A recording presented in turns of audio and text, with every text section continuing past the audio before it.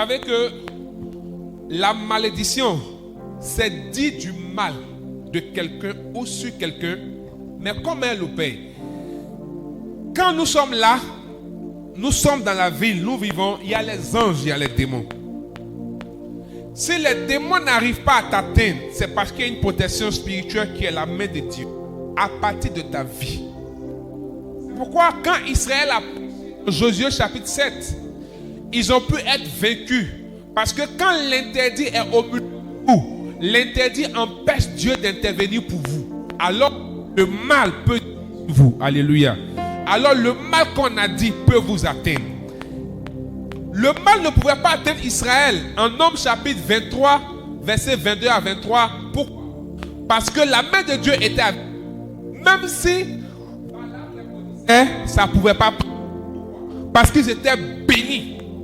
Tant que le bien est dit sur toi, la main de Dieu est sur toi, la malédiction ne pourra rien faire. Alléluia. Mais quand l'interdit vient au milieu de ta vie ou de ton peuple, et que la main de Dieu s'en va à cause de l'interdit, alors le mal peut dire. C'est à cause de ça, Israël est sorti. Le grand Balaam veut maudire Israël, il n'a pas pu. Mais quand l'interdit est rentré par Akan, Haï a vaincu Israël. L'interdit était là. C'est pourquoi, dans les œuvres démoniaques, ils vont nous pousser beaucoup au péché. Beaucoup à rentrer dans l'interdit, des choses qu'il ne faut pas. Souvent, tu peux te sanctifier jusqu'à... Mais Satan va se débrouiller pour mettre la colère dans ton cœur.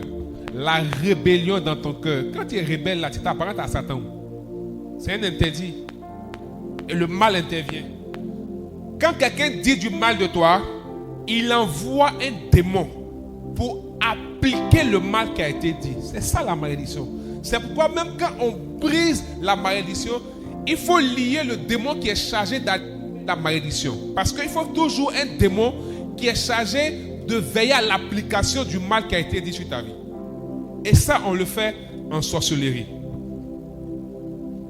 Parce que maudire une personne, je vais donner un exemple très clair pour ceux qui sont dans le service de Dieu.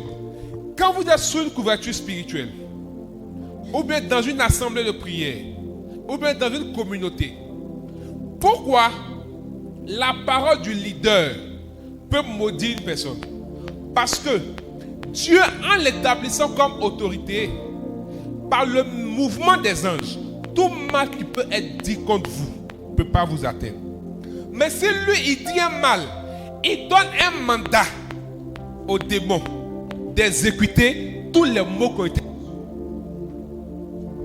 Alors eux, ils se mettent en mouvement maintenant, parce que comme s'ils ont eu une autorisation légale. C'est pourquoi Paul va dire, j'ai livré telle personne à Satan. On se comprend? Il dit, il a livré à Satan. C'est-à-dire qu'il avait le pouvoir de le protéger comme de le livrer. Si quelqu'un m'a compris. Je ferme cette parenthèse. Et quand nous sommes ensorcelés, on est manipulé. Il y a par exemple, si vous remarquez bien sur l'affiche du séminaire, vous allez voir un bonhomme, leur fétiche là. Ils ont fait un petit fétiche là, comme bonhomme, puis ils ont mis des pics sur lui. C'est comme ça. Et ça, par exemple, dans le vaudou, c'est comme ça on pratique. C'est-à-dire qu'on pique sur ton genou, d'où tu as un problème au genou. Parce que à partir de cet élément, on a comme appelé ton esprit dans l'objet. Et ça devient toi. Tout ce qu'on déclare, on fait. Si on pique dans son cœur, automatiquement, tu as problème de cœur. Ça, c'est l'ensorcellement. C'est l'œuvre de la sorcellerie. Et il y a beaucoup de pratiques comme ça. Tu es là, on décide qu'aujourd'hui, on te renvoie. On crée une situation au travail, c'est fini. Ils ont fini avec toi. On t'a ensorcelé comme ça. En fait, tu ne comprends pas comment tu as fait, mais tu allais voler. Alléluia. Tu ne comprends pas comment tu as fait, mais tu as fait quelque chose que naturellement tu n'aurais jamais fait. Et à partir de ça, on t'a renvoyé. Parce que je vous ai dit, l'envoûtement, là, tu es sous une emprise. On te contrôle, tu es influencé.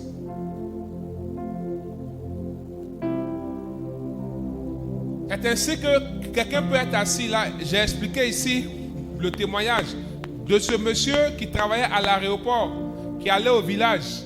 Quand il est revenu, il allait dire au travail que lui ne travaille plus, il s'en va.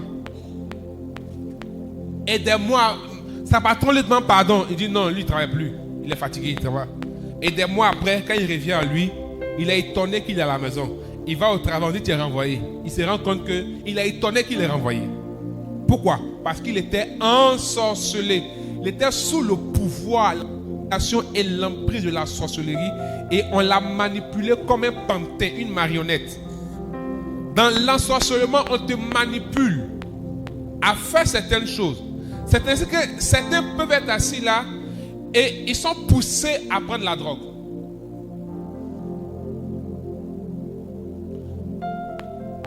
La drogue est une addiction et crée une dépendance parce que c'est une substance qui met la personne dans un état second. Quand quelqu'un est dans un état second, il est entre la porte du monde physique et du monde spirituel. Alors, facilement, on peut interagir sur lui. C'est pourquoi quand quelqu'un est dans la drogue, c'est difficile de sortir. C'est comme un envoûtement, un ensorcellement. Tu es guidé. C'est comme si tu es somnambule. Tu ne sais pas ce que tu finis de faire. Tu te rends compte que tu as fait. C'est ça l'ensorcellement.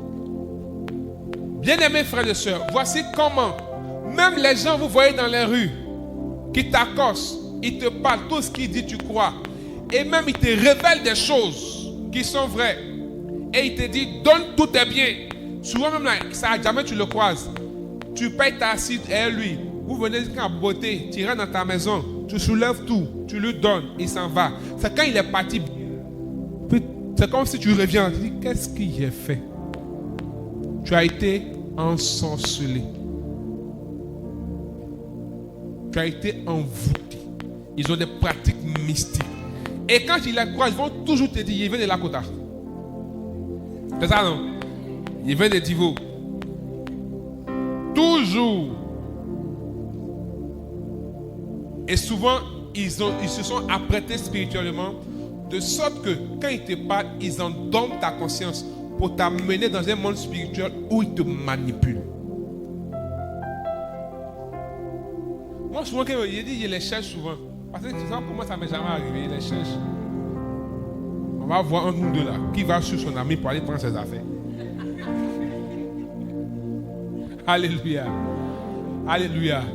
C'est pourquoi il faut qu'on ait des poids spirituels. C'est pourquoi il faut qu'on pèse.